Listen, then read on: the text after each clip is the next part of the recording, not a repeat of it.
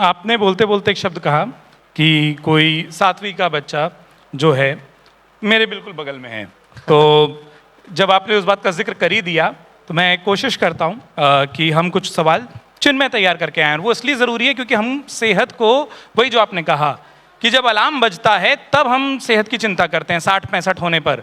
तो अगर पहले चिंता की जाए तब वैसे भी अब तो जेन जी, जेन एक्स, जेन वाई कई कुछ चल रहा है ना। आप उसके लिए कोई जैन गियर बना दीजिए ना। तो मैं वही आयुर्वेद वाला नाम देते हैं हम, जैन गियर। जी बेटा। चिन्मय सर, मैं आपसे ये पूछना चाहूँगा कि आपके जीवन में ऐसी कौन सी चीज़ है जिसने आपकी सोच को पूरी तरह से बदल के रख दिया? मतलब मेरे जीवन में ऐसी कौन सी सोच है जिसने मेरा जीवन बदला? हाँ, या कौन सी ऐसी चीज हुई जिसके कारण आप बिल्कुल इस तरफ बदल मैं गई। 1995 में सुसाइड करने गया था।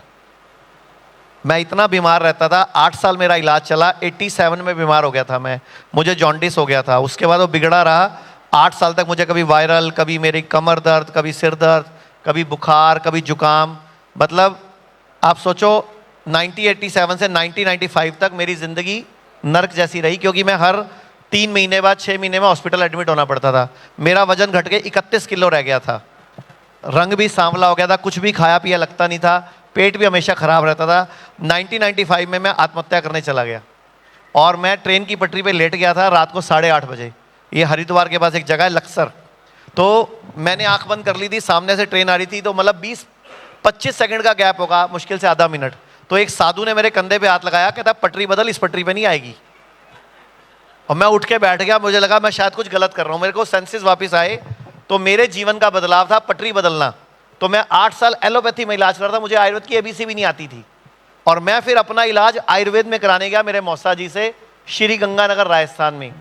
वहाँ 3 महीने में मेरा 12 किलो वेट बढ़ा और पहली बार मैंने वहाँ लोगों की शुगर रिवर्स होते देखी, बीपी रिवर्स होते देखा। तो मुझे लगा ये एक विद्या है जो मुझे नहीं पता थी और अब मेरा पुनर्जन्म हुआ है, तो मैं अब जीवन भर इसी विद्या को ही अपना जीवन बनाऊंगा और लोगों की मदद करूंगा। आपने अपने सवाल में, और तालियां खुलकर बजाइए, तालियां इसलिए भी खुलकर बजाइए कि वो उससे 2 बातें अच्छी लगती हैं। ठोको तो बजा देते हैं। हाँ, मतलब जरूरी नहीं कि किसी को ठोका ही जाए। हम प्यार से आपको बातचीत में सहलाते रहेंगे कि आप लोग अच्छा सुन रहे हैं, तालियां बजाते रहिए। अब एक चीज, और इससे मैं ये भी मानता हूं कि आप ग्रहण कर रहे हैं, शरीर का होना मन के साथ बहुत जरूरी है, तो वो तालियां बताती रहेंगी कि रिसीविंग ठीक हो रही है। जैसा आपने कहा कि जेन जी, आज की दुनिया में बहुत कुछ दिखाया जाता है। लोग जिम इसलिए जाते हैं क्योंकि जिम के उस मिरर में एक फोटो ले सकें, शरीर में बाइसेप्स बन सकें, वर्कआउट की फोटो देख सकें। आयुर्वेद में वो कूलनेस नहीं है कि हम दिखाएं क्या, कि सुबह सुबह पानी में घोलकर कुछ पी रहे हैं या इस तरीके की चीजें कर रहे हैं। क्या आपको लगता है कि जो नई पीढ़ी है उसको आयुर्वेद से जोड़ने के लिए कुछ बदलाव करने की जरूरत है? बिल्कुल बदलाव करने की जरूरत है। सबसे पहले तो हमारे स्कूलों में ना, सिलेबस में ही, बचपन में ही आयुर्वेद पढ़ाना चाहिए। क्या खाएं क्या नहीं खाएं, क्या ज़्यादा खाएं क्या कम खाएं, क्या अच्छा क्या बुरा, किस मौसम में क्या खाएं, किस मौसम में क्या नहीं खाएं, कौन सी चीज़ के साथ कौन सी चीज़ को खाएं, कौन सी चीज़ के साथ कौन सी चीज़ को नहीं खाएं, क्योंकि हमारा सारा सिस्टम उल्टा पुल्टा है। आयुर्वेद में साफ साफ लिखा हुआ है फल और दूध एक साथ नहीं लेना, इन्फ्लामेशन क्रिएट होती है। और हम सब ने बचपन से मैंगो शेक, बनाना शेक खूब ठोक रखे हैं, अभी भी ठोकते रहते हो।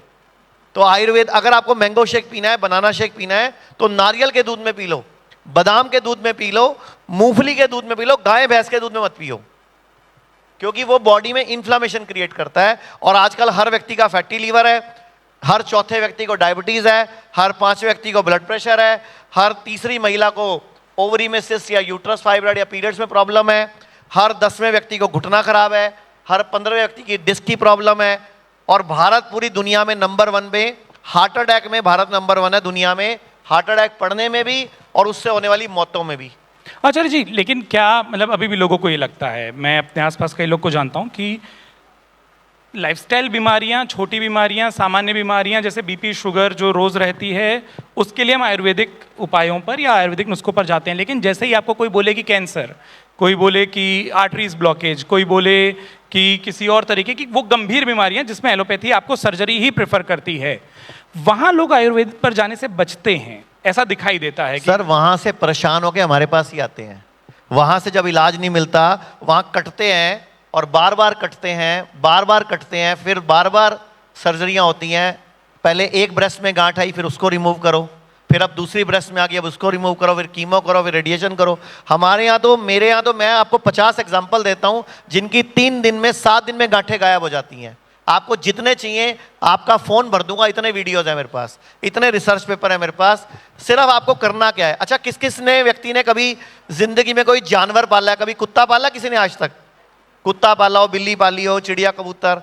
ये मैम आपने डॉग पाला है? जब वो बीमार पड़ता है तो क्या करता है? एक बार माइक है उधर, वैसे ही बता दो चलो। जो बीमार पड़ता है तो क्या करता है? हाँ जी, खाना खाना बंद करता है बोल रहे हैं। अच्छा, कौन से स्कूल में जाता है आप वाला डॉग? किसी यूनिवर्सिटी में जाता हो शायद। आपका डॉग घास खा के उल्टी करता है। हाँ जी मैडम, आपका डॉग क्या करता है?